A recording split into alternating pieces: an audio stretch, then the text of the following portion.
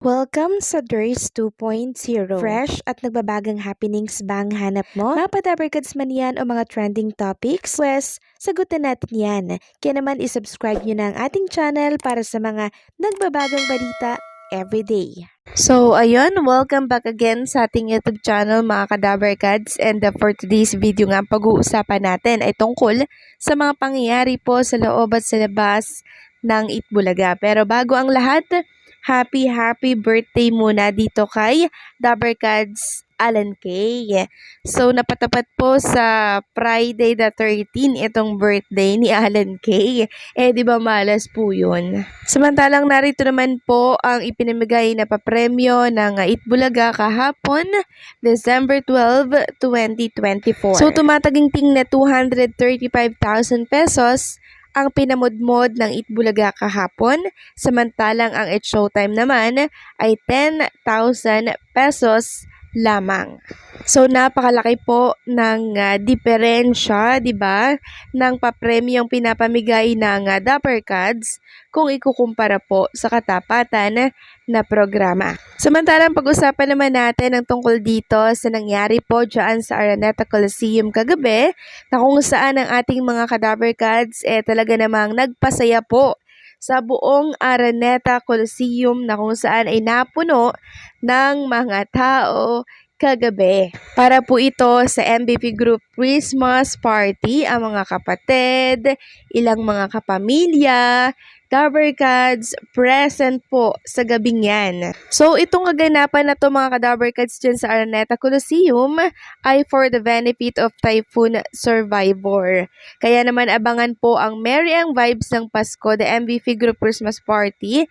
2-part Christmas special airing po yan by December 15 and the 22 Sunday, 5:30 p.m. on TV5 Sari-Sari Buko Channel and 1 PH with same day catch up on RPTV. So ipapakita ko po sa inyo mga Kadabarkads ang sitwasyon kagabi dyan sa Araneta Coliseum, na kung saan talaga namang napuno po ng tao ang buong Araneta. So ayan po mga Dabarkads. Ayan o, ang dami po talagang umattend sa MVP Group Christmas Party. And for sure, nag-enjoy ang lahat dyan kasi nangunguna po ang mga Kadabarkads natin, mga singing queens, kapatid artists na nagpasaya po dyan sa Araneta. Syempre, ang mga Dabarkads, grabe po talagang pinadagong-dong ang buong Araneta dahil sa mga performance na inihanda po nila.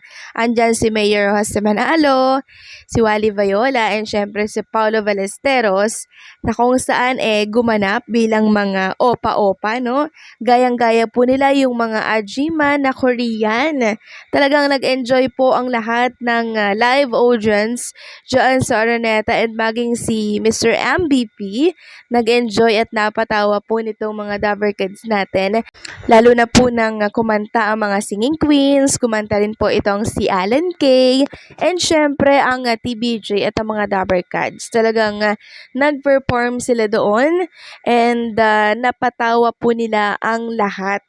No dull moment po talaga pag Dabarkads ang inyong kasama sa bawat celebration. Sabi nga po ni Raisa May, tatawa lang kayo ng tatawa, manunood lang kayo, uupo lang kayo dyan. And syempre, present din po si Piolo Pascual dyan kahapon sa Araneta Coliseum. Syempre, hindi mawawala ng picture nila together with Bossing Big Soto. So ito palang performance ng mga singing queens natin, dream come true ng iba sa kanila na makapag-perform dito. Grabe mga Kadabarkads, nung mga Dabarkads na po, Itbulaga host ang nag-perform dito. Hiyawan talaga lahat ng mga live audience, and sigawan silang lahat sa saya po na hatid ng ating mga Kadabarkads, no? And nagbigay nga po ng statement itong si Mr. Manny B. Pangilinan, isa po sa parte ng producer ng Itbulaga. Sabi po ni Mr. Manny V. Pangilinan, in the coming years daw magtutulungan tayo at wala daw iwanan. So yan po yung statement ni Mr. MVP na talaga namang nagpasaya sa lahat ng kapatid, sa lahat ng Dabbercads, sa lahat po ng ando doon. No, dahil ibig sabihin lamang po nito, si Mr. MVP ay talaga namang nakaagapay para po sa mga Dabbercads natin sa Itbulaga, TVJ Production, and syempre sa mga kapatid artists. So, malawak po ang ibig sabihin dito ni Mr. Manny B. Pangilinan. Kaya naman nagpapasalamat po ako dahil ang TVJ at ang Itbulaga Dabbercads iniingatan po nila at hindi po nila iiwanan. So, napakasayang Christmas party po ng taon ang nangyari po kagabi. Talagang napakalaking celebration po ito and yung kikitain po ng Araneta Coliseum, syempre, itutulong po nila sa mga nasalanta po ng bagyo. So, napakaganda po ng layunin ng Christmas party na to. Double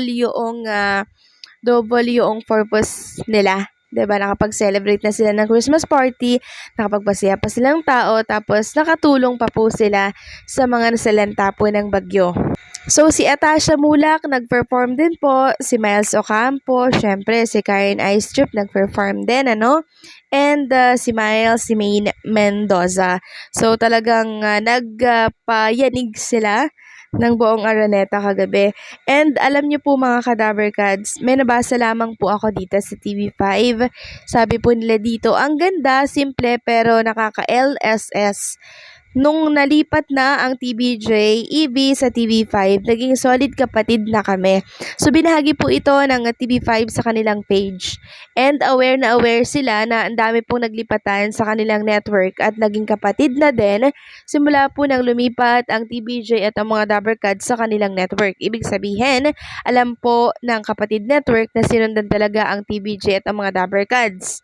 'Di ba? Kaya naman napag-grateful and thankful po nila dahil isa na po ang TV5 sa talaga namang namamayagpag na network dahil po dito sa TVJ at ang mga Dabbercads dahil sa pagkup po nila at pagbigay ng pangalawang tahanan dito po sa mga Kadabbercads natin. And also mga Kadabbercads, present din po itong si Maha Salvador and syempre ang kanyang kabiyak na si Rambo Nunez. Ayan po, meron silang picture ni Mr. Manny B. Pangilinan. Umattend din po sa Christmas party na to si Carlos Yulo kasama po ang kanyang coach. So grabe no, napakasaya po ng gabing yon kahapon. Talaga namang ang dami din po nilang napasaya at binusog ng tawanan dyan po sa Araneta. Kaya abangan nyo po yung airing sa December 15, itong kanilang celebration po dyan sa Araneta Coliseum. Dahil for sure, mag-enjoy po ang lahat sa inyong mga mapapanood sa performance po ng mga Kadabbercads natin. So hanggang dito na lamang po ang ating update mga Kadabbercads. Maraming salamat sa patuloy po na pagsuporta sa Dears 2.0.